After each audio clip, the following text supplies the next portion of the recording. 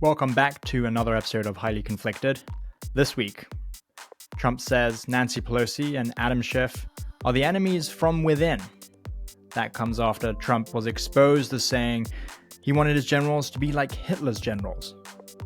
And also, Trump said this week that he would fire Jack Smith within 2 minutes and that he wouldn't be impeached for it if he was re-elected for a second term. Plus, America PAC, that's Elon Musk's America PAC that has been doing Trump's ground game on the former president's behalf, has been hit with fraud claims, basically claiming that they've hit all these doors in all these battleground states, where now reporting shows that as much as 20 to 25% in some of these states may have been fraudulent. And on Sunday, Trump doubles down on his immigration claim and how Kamala Harris was the border czar and how she screwed it all up as his closing message for this campaign as we hit the last stretch of this presidential cycle.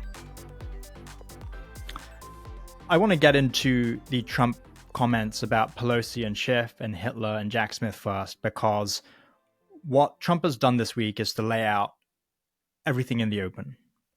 For instance, with Jack Smith, we've been reporting for a long time that, he would fire Jack Smith, obviously, if he got back into office, because Jack Smith brought these cases against him and he didn't like them and he saw them as a witch hunt. But for the first time this week, he's expressly said what he has not been able to say in the open previously. And he says, we're just going to fire him in two minutes and I'm not going to be impeached. The reason why Trump couldn't say it before is when these cases were still a pending threat to him in court many, many months ago, if he had said something like this, it would have been pulled up in court, for instance, both in the documents case and in the federal January 6th case. I think the reason why Trump has been able to come out and just say it so explicitly is because, number one, he feels like he's on a glide path to victory. That may or may not be true, and we'll explore that later. But also because the cases have largely taken a backseat in this campaign. The classified documents case has obviously been dismissed in the Southern District of Florida by Judge Aileen Cannon. Jack Smith is appealing that, but it has gone away for now. And in the federal January 6th case, Judge Chutkan is presiding over what will be a very slow and heavy slog to get this case back on track if Trump loses the election. And that's, of course, because of the Supreme Court's ruling. I think it shows you that Trump and his advisors and his lawyers really see themselves as having won in the game that they've seen themselves playing against the special counsel's office. And part of that is true, right? This time last year, we were thinking that Jack Smith was going to have Trump in two separate criminal cases. We were going to have these cases go to trial before the election, and that Trump's campaign was going to be stymied or hobbled by Trump having to be in a courtroom week after week in the final stretch of the campaign. And obviously, none of that has come to pass. The only criminal case that we have had this election cycle, when we were on track to once have 3, or if not 4, was the Manhattan criminal case, the Stormy Daniels hush money case, which of course is, as we have reported previously, in many ways was the 2016 election interference case. And that's really important because Trump feels like he's on an upswing. And when he's on an upswing, he makes very, very plain what he wants done. For him to say that Jack Smith would be fired immediately and that there would be no repercussions, he's saying that because he really means that. And it's abundantly clear that in the second term, the administration, a Trump administration, would be filled with people that would allow him to do that. We're basically laying the precedent here. He's basically saying repeatedly what he's going to do, and that no one should be surprised when it actually happens. Let's just take the special counsel's situation as an example. In the first Trump administration, Trump wanted the first special counsel, Robert Mueller, to be fired. He was effectively stymied by Don McGahn, the then White House counsel, because McGahn didn't agree with him, didn't agree with his rationale, and threatened to quit if Trump continued to order him to carry out that directive. Trump effectively then backed down because he didn't want McGahn to quit. He also disliked that confrontation. He also saw that it was not an immediately viable approach. And Mueller stayed in his position through to the end of his investigation. That sort of scenario guys, is not going to happen in a second Trump administration. This week, we saw a bunch of names getting bandied around for attorney general, for other positions in the Justice Department, other positions in the White House counsel's office. What our reporting shows this week is that there will be extremely loyal and pliant people placed into top places inside the Justice Department and in the White House counsel's office. ABC reported this week that Judge Eileen Cannon's name was even floated at one point for the attorney general role. In our own reporting, we can confirm that that actually did come up once, although her name was quickly struck off. And I think really we're looking at people like Mark Paoletta or Sean Cooksey, two Trump admin era people who have stayed inside the federal government at the FEC and at the SEC. And those are the kinds of people that I think you would expect to see in a second Trump term Justice Department. Of course, you'd also see people like Jeff Clark, whose name has been floated from everything from Deputy Attorney General to the PADAG. That's the principal deputy to the Deputy Attorney General, basically helps run the day-to-day of the Justice Department. It is a Senate-confirmed position, but as we again learned in the first Trump admin, a lot of these guys could serve in an acting capacity. And Trump has been more than willing to let that happen and to let the norm of having these Senate confirmed positions actually filled by Senate confirmed appointees lapse. And so when you think about the structure of the Justice Department, and then over at the White House counsel's office, you're hearing names like Todd Blanche, that's Trump's current lawyer, who shepherded him through all of his legal cases and continues to do so. The back channeling that I've heard is if Todd Blanche wants to be the White House counsel, that job is his. And as for other people on Trump's current legal team, if they want other big jobs and big positions in the federal government, they could also have them. Think, for instance, John Sauer, the appellate expert who came up with the presidential immunity argument. He could be your next Solicitor General if Trump wins. And so when you look at it in its totality and you see how the federal government, especially at DOJ and the White House, may look in a second Trump term, it should come as no surprise to you when Trump says, I'm going to fire Jack Smith, and no one will blink an eye.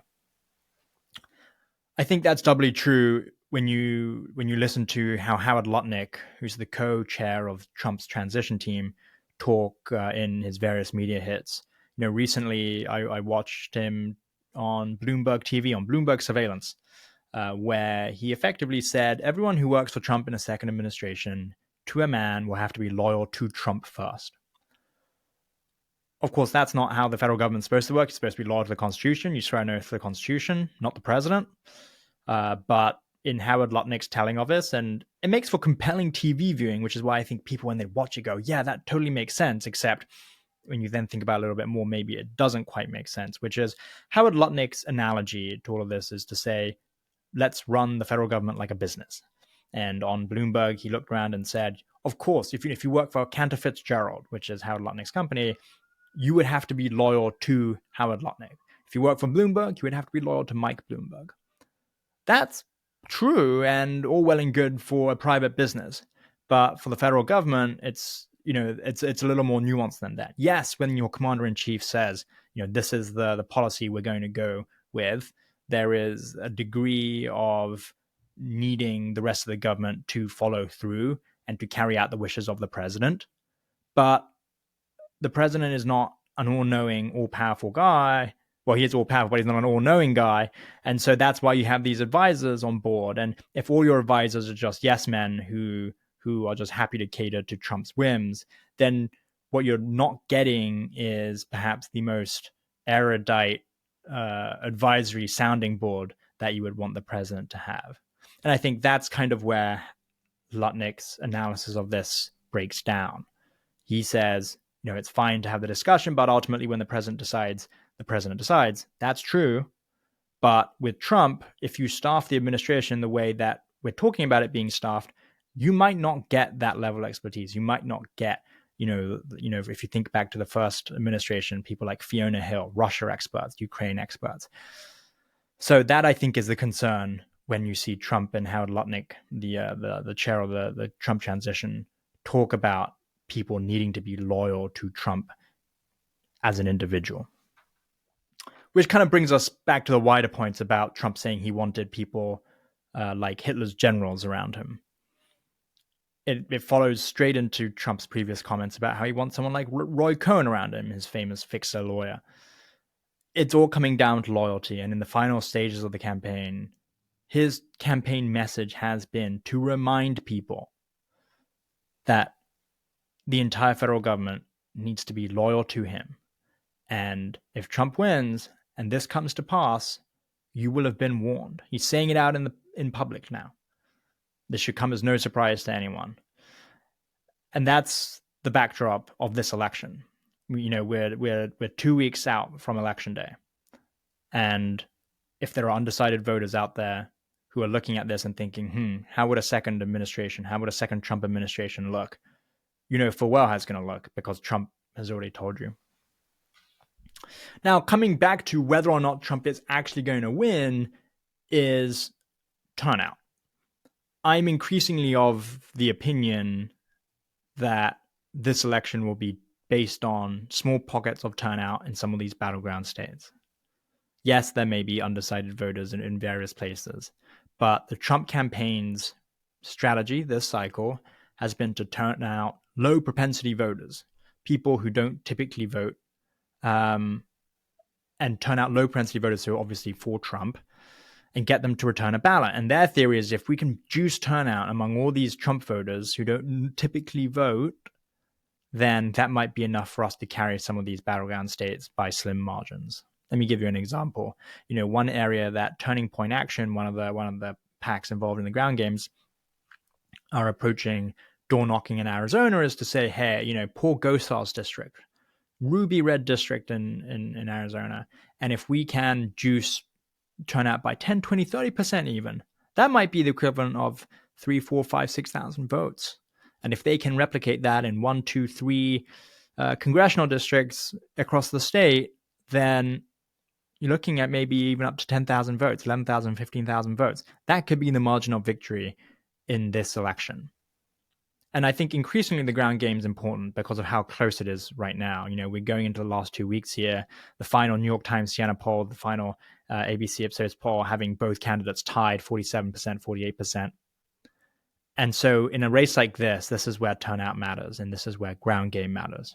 Now, there is one element here which our reporting suggests could be advantageous to the Harris campaign, and that's the Trump campaign's reliance on Elon Musk's America PAC. We reported earlier this week for TheGuardian.com that Trump's campaign may be failing to reach thousands of voters they hope to turn out in Arizona and Nevada in particular, because America PAC's canvassers, people who are knocking on the doors, may not actually be knocking on about 20 to 25% of the doors that they say they're knocking on. These potentially fake door knocks, when canvassers basically say, yes, we went up to a door, knocked on it, and there was no one home, or they entered the survey and they falsified survey responses, that could present a serious setback for Trump as a result of the fact that he just simply won't be reaching these voters. The reason we know about the 20 to 25% is because I got access to America PAC's backend systems. And through what are known as unusual survey logs, it's an auditing function that's built into their canvassing platform. About 20 to 25% of doors are being flagged. Now, America PAC, for their part, came back to me and said, well, 20 to 25% is a little high, and we actually think the fraud is much, much closer to single-digit percent, if not zero, because we have our own robust auditing systems, and we don't use Campaign Psychic's auditing system because it's just not a very good auditing platform. For instance, they will say that the GPS tracking is terrible, or that there are a lot of false, quote-unquote false positives, basically where the system is too sensitive and trips or flags a door, which really was fine when you go back and look at it manually. Because I had back-end access to these systems, I went and checked, and we pulled a small sample out of the population of door knockers in Arizona, and we ran a little test. With my statistics background, I basically figured out I should take maybe a 26 canvasser sample size out of a universe of 442 canvassers to conduct a test at the 70% confidence level with a 10% margin of error. And what I did was I sat there and went through the unusual activity logs for every one of these 26 randomly selected America PAC canvases. If there was a false positive, or we would chuck it out. And I was pretty generous. I mean, we're looking at, a false positive where the system is tripping because a canvasser marked a door as knocked. I don't know, more than 300 feet or 400 feet, even a block down from where the house was. That in itself is suspicious, but we're being very generous here. Even allowing for that, the fail rate for that sample set was closer to 30%. It was actually higher than the population average. And so my conclusion from that is, as a whole, the campaign psychic canvassing platform is actually pretty good at picking out instances that are clearly fake. And we put this in the story about how one of the canvassers appeared to be hitting doors, or was being marking as hitting doors in rural Globe, Arizona, the middle of freaking nowhere, where the Javelinas roam, sitting at a restaurant called Guayo's on the Trail. And I looked it up, and it looks good. It's a little Tex-Mex restaurant on this highway that cuts through rural Arizona. So we saw, multiple instances of this, and a lot of this is the Trump campaign's own fault. In truth, it's not necessarily, America PAC's fault, because the background to this situation is the Trump campaign decided, when it took over the RNC earlier this year, that it was going to fire everyone and start from scratch. It was going to find everyone from their kind of get out the vote effort and focus all the money in what they call election integrity. That's basically when lawyers are going through the voter rolls and suing state and county election commissions and saying, you've got all these illegals on the roll, or you've got all these dead people, or whatever they want to say. And all of their efforts went into that. As a result, they also outsourced the day-to-day ground game to third parties, the outside groups. And the biggest group to take on this mantle was America PAC. The problem was the job is actually really big. I mean, if you think about it, America PAC has basically taken on the majority of the ground game work for the Trump campaign. We're really talking about hitting hundreds of thousands of doors multiple times in a very, very short space of time. America PAC started doing these doors, I think, in early September, late August, early September. And for instance, in Arizona, they were supposed to do 3 passes of 350,000 doors approximately. That's about 1.5 million doors. As of the middle of October, based on the data that I saw, they'd hit about 470,000 doors. So they were running just short of, just less than half, less than 50%, with 3 weeks until the election. So this was a couple of weeks ago. That's not a good return. And of those 470,000 doors, only about 170 had been actually canvassed, as in the other 300,000 were either marked as not home, couldn't find an address, refused survey. There's a whole bunch of other inputs that canvassers can put in. But only 170,000 doors as of 10/17 in Arizona had been actually canvassed, where they went up to a door, made voter contact with a voter, and filled out this survey. We followed up this reporting, by the way, with additional stories, including about how some America PAC canvassers in Arizona and Nevada were using so-called GPS spoofing to fake the doors that they had done. We basically obtained a video, a bootleg how-to video that shows other canvassers how they could go into the Campaign Psychic app, use a location-changing app simultaneously to dupe their canvassing app into thinking they were at a particular location when they weren't. And the how-to spoof video, as we saw it and reported on, shows the apparent ease with which locations can be changed, calling into question again just how many doors have been reached by the America PAC operation. America PAC, again, has denied that they're experiencing large numbers of fraud, especially with respect to GPS spoofing. They basically said in a statement that every door that is marked leaves unique fingerprints, and the fingerprints of a door marked with the spoofing app leave those fingerprints in neon colors. We have tech-enabled auditing and fraud prevention tools to identify and dismiss the bad apples. The PAC doesn't pay a dime, and the door gets knocked by the next canvasser. We went and had a look at that claim that they provided on the record, and what we found is their auditing tools is maybe not as robust as that statement sounds. every canvasser in Arizona and Nevada has to walk around with a second app that checks their location. But it's not like it's a super high specific app that is only doing location data. It's actually QuickBooks Workforce. It's the companion app to Intuit QuickBooks, the invoice company. And basically what it is, it's a clock in, clock out system where the canvassers who actually work for a subcontractor called Blitz Canvassing clock in when they start their shift and clock out when they finish their shift. And it does have a geo-tracking feature in it. But we spoke to multiple current and former auditors working for Blitz's operation and AMPAC, the America PAC. And they said, as far as the auditing goes, we don't check that app as a first port of call. We only really check it if it looks bad on Campaign Psychic.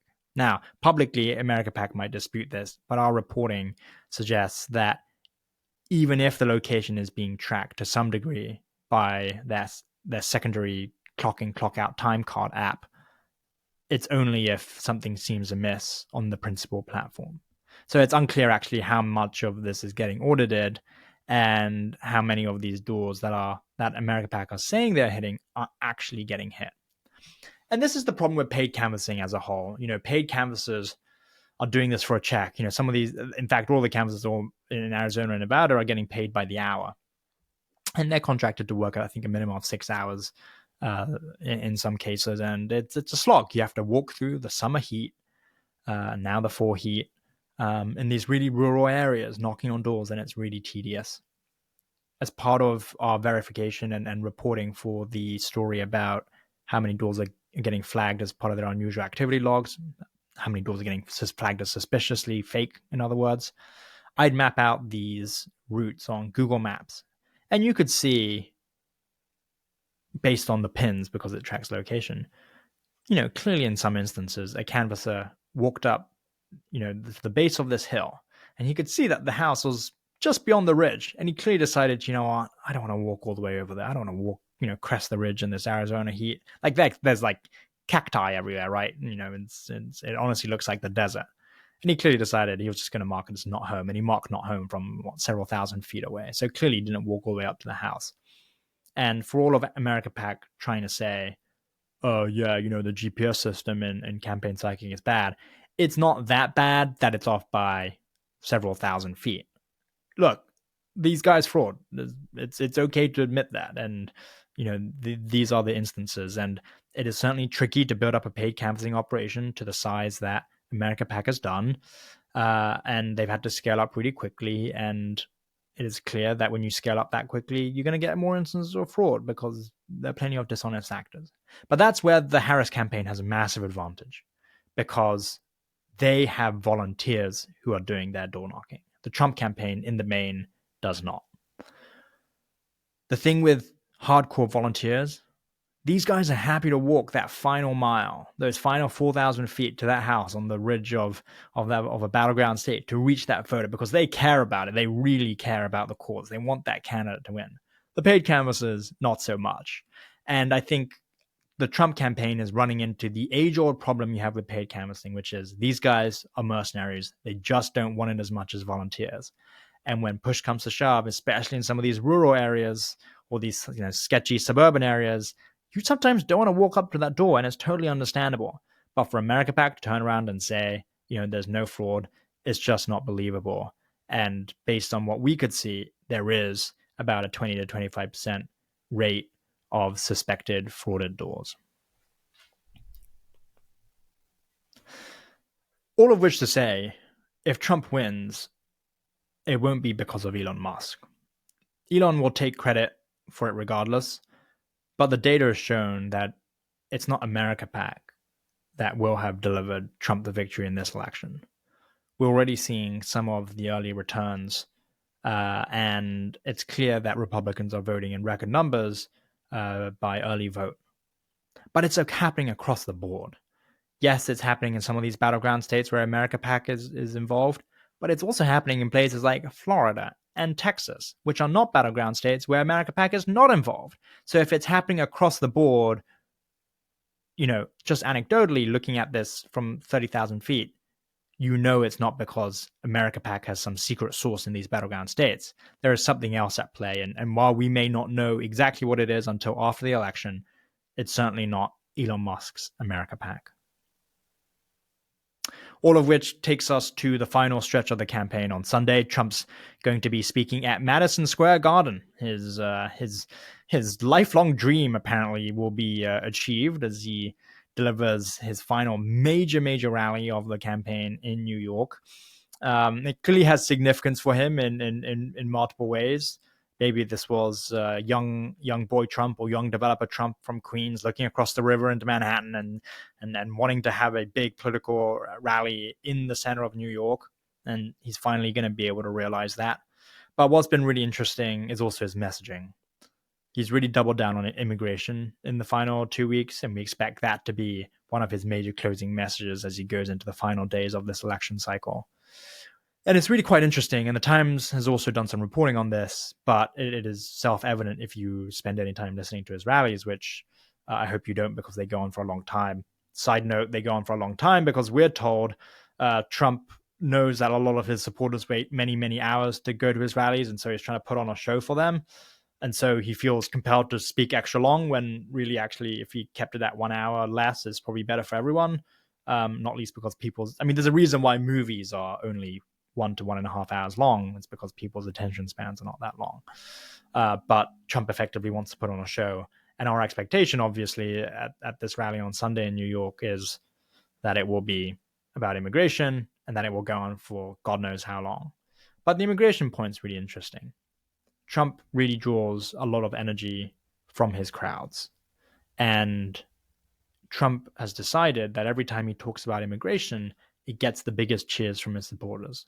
Much more so than if he talks about the economy or the tariffs or what he perceives to be boring, which is quite interesting that in the final week of the campaign, we're still getting candidate Trump talking about what he wants to talk about as opposed to what his advisors and frankly internal polling shows to be the most effective message for voters in this election.